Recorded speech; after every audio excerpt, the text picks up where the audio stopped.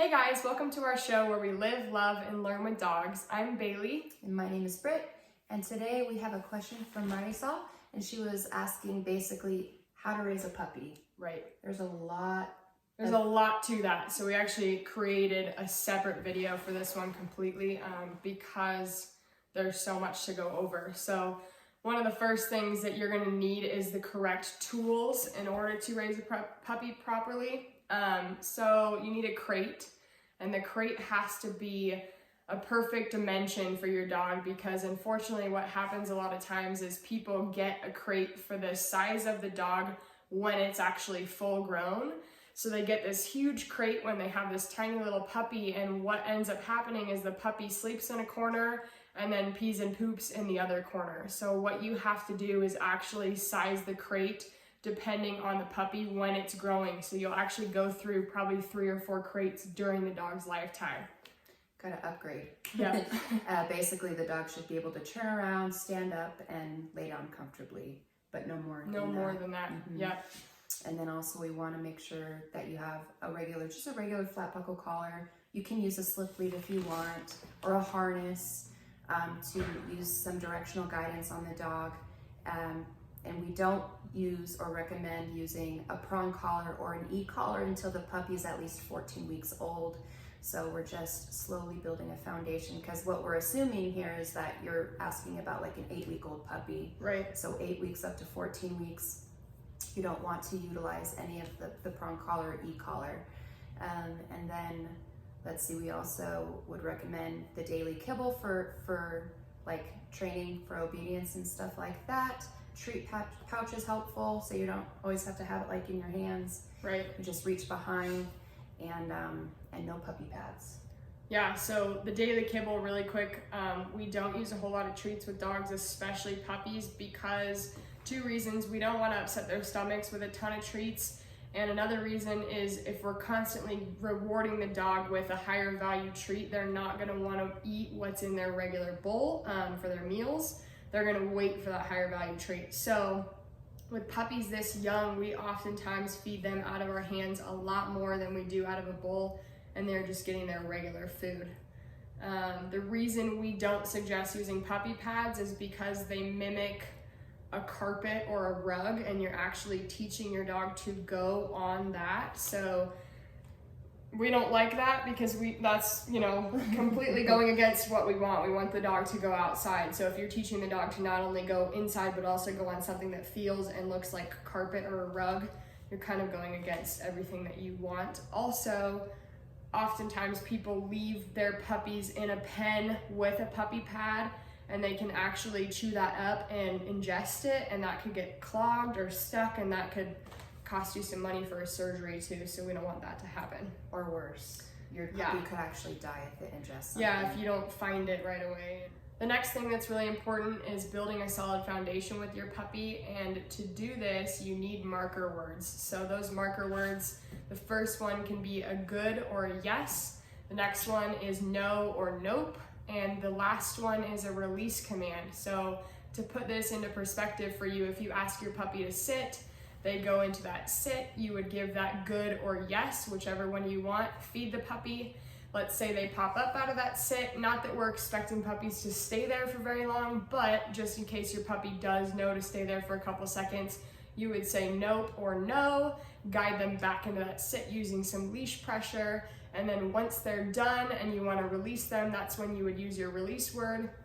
And this can be break, free, release, okay, really whatever word you want it to be. When it's out of the crate, it's attached to you in a leash. So the umbilical cord method, I know that we mentioned that in our last video. Yep. It's also really great for puppies, because you want to be able to watch the puppy. If it starts sniffing, okay, time to take it out to potty, and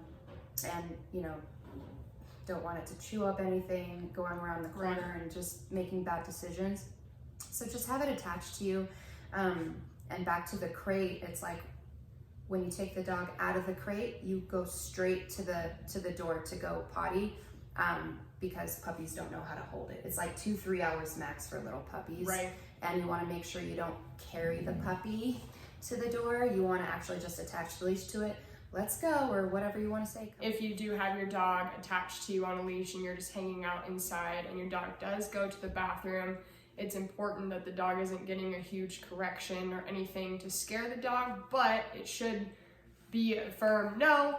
Doesn't need to be a leash pop or anything, but just startle the dog and take it immediately outside so your puppy knows, I'm not supposed to be doing that. This is where I'm supposed to go instead. Exactly. So in the moment. Right. But if your dog goes because you were giving it free roam and you were, doing dishes or doing laundry and you come around the corner and sure enough, the dog had already gone, at that point, it's too late to give a consequence.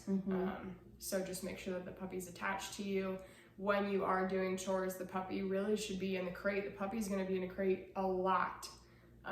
Really, when you have the dog out, it should be doing something active. It should be training with you. It should be walking around the house. It should be going for a little walk in the neighborhood, something that has a lot of structure. It's not just free roaming and rough housing and playing. Tons of structure. Yeah. Setting clarity from the get-go. And then puppies love to bite. Yeah. It's what they do. It's how they communicate. But me as the human, I'm like, I don't want you to bite me. So, or if your dog's also chewing on something like a shoe, do not exchange for like a chew toy or a treat or something like that, because you're actually reinforcing that behavior and you're not teaching the dog right from wrong. If the dog is attached to you, I would give a little tiny leash pop and just say no to correct that behavior, and then give the puppy something else to do, like walk around the house with you. Again, you don't want to reward the puppy with toy or a treat because you're actually rewarding that bad behavior.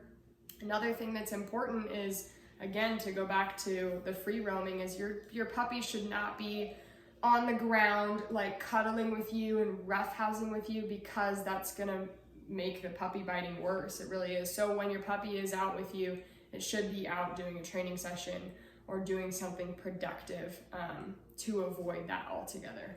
And then the training sessions as a puppy, it's like 5 to 10 minutes. Yeah, maximum. Because they're like, you work them for that long and they're just gonna be pooped out, put them back in the crate for a few hours.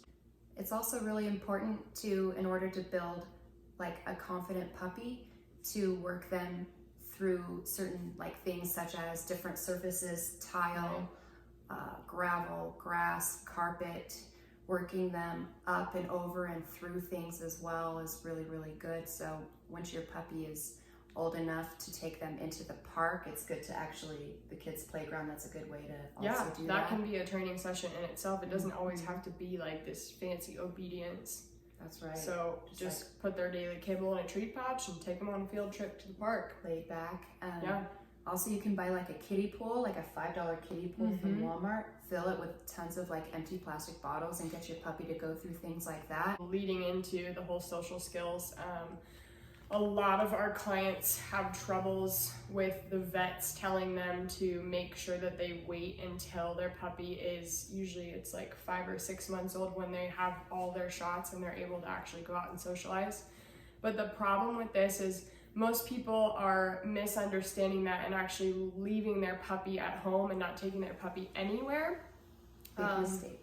Big mistake, because then your puppy, as soon as you do take it out, by that time it's 5 or 6 months old, and it's like, whoa, I've never been out here before, I'm scared of everything, and then you have to kind of work through all of that. So what we recommend is taking your puppy everywhere that you possibly can, but avoiding certain areas. Like obviously don't go to the dog park, don't take your dog to daycare, don't, when you take your dog into the vet, make sure you're picking it up and holding it. We also... Like high traffic areas. Exactly, any high traffic areas. Definitely don't bring your puppy there because there are diseases, but if you have a low-key neighborhood, you can absolutely walk around the sidewalk with no problem. If you're going to Home Depot, bring your puppy and put them in the cart, or buy a little stroller and put them in the stroller and push them around. They just need to be exposed to all these different places and sounds and smells and noises at this age. As far as like your puppy actually meeting other dogs, we don't suggest your puppy just walking up to other dogs on the street, especially at this age, because you don't know that other dog. But even when your dog is 5 or 6 months old and has all their shots, we don't recommend that you just walk your dog up to every other dog because you don't know if that other dog is friendly. And when you're out and about, you want your puppy to be more focused on you and less focused on everything else. So if you're allowing your dog to say hi to everything, they're going to be so excited when they go out and about, they're not even going to listen to your direction. So when you do want your dog to say hi, the best thing you can do is find a friend or a family member that has a friendly dog that has all of their shots and go do a little play date, and make sure that you're advocating for both dogs. If the play is not being reciprocated on both sides, then it should not be happening. Right, like for example, let's say your friend's puppy is towering over yours and yours is like trying to get away, go in the corner or something like that. That's too much pressure for your puppy. So you want to make sure that they're both giving back that same kind of energy and being an advocate for both dogs in their space. Right, absolutely. And this also goes for puppies like to bite, like we talked about before. So if your puppy is nipping on the other dog and biting at their ears, don't expect that dog to correct the puppy. It's your job as your dog's owner to correct your dog. So if you need to let your puppy drag a little leash around so you can pick it up and give it a little correction and kind of give it a break, do that, because you need to be the one telling your dog that's appropriate, that's not appropriate. I'm pretty selective on who I allow my dogs and you should to be. say hi to, because I want my dogs to look up to me and hang out with me in my pack, as opposed to just like, oh, who's that dog? I'm gonna run over there and say hi. Then that dog doesn't want to say hi to your puppy, and that dog bites your puppy. Now you may have a reactive dog. That's a lot harder to work through and train, and some dogs hold on to that forever. Yeah, we get dogs all the time that had that one incident years ago and they're still to this day scared of dogs or reactive to dogs or can't be socialized around other dogs because they're scared that that dog's going to attack them. So be really, really mindful, especially at a young age, about who you're bringing your puppy around, and make sure that you don't allow any attacks to happen. You got to step in before any of that happens. And no dog parks. No dog parks. We'll talk Please, about this Lord, no dog parks. another episode. I think we can get into that in more detail, but no dog parks.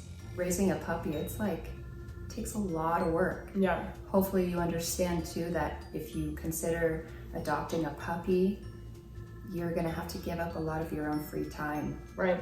Because that's gonna have to go to the puppy in order to create a well-balanced dog, because at the end of the day, you're raising a dog and not a puppy. If you guys have any other questions, you know who to ask, and we appreciate it so very much. Thanks for watching. Peace. Bye.